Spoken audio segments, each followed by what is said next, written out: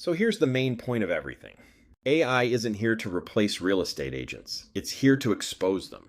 What that really means is it makes it way easier to see who's actually good at their job and who's just kind of getting by.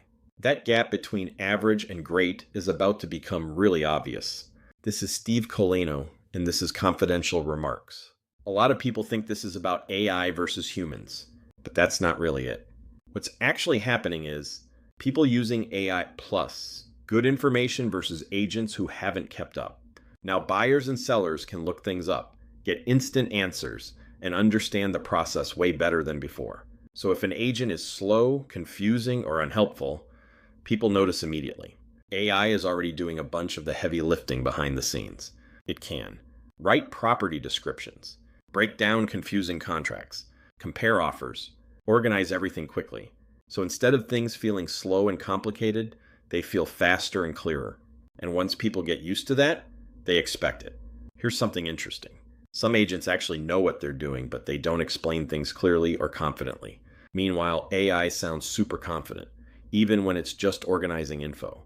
So now, if an agent sounds unsure, it doesn't come across as normal. It comes across like they don't know their stuff. That's where AI starts exposing people. You might hear stories like, AI sold a house, but that's kind of misleading. AI didn't actually do the deal. It just helped guide it.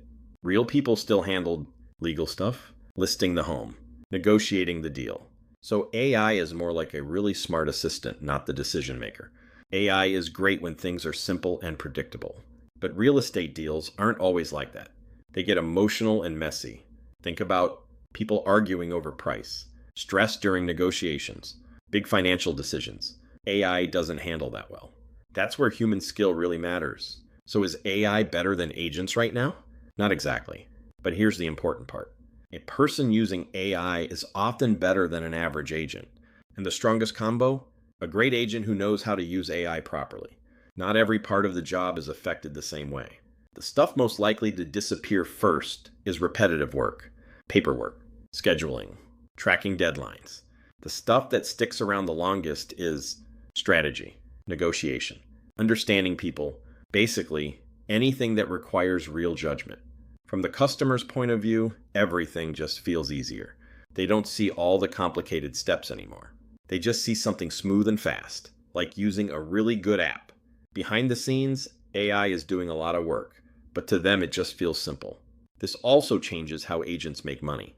For example, flat fee services, charging a set price, actually work better with AI because AI can handle a lot of the repeatable tasks. So instead of replacing these models, AI actually makes them stronger and more efficient.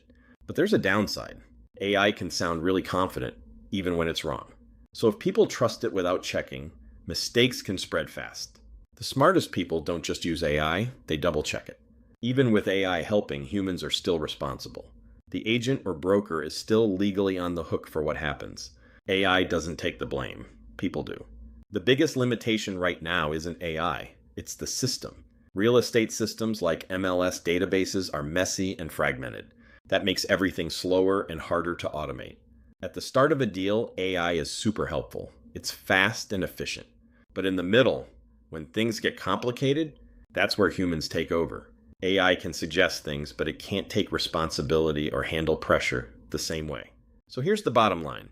AI isn't the threat. It's the amplifier. It makes bad agents easier to spot. And it makes great agents even better. The future isn't AI versus humans.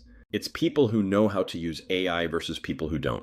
This has been Confidential Remarks.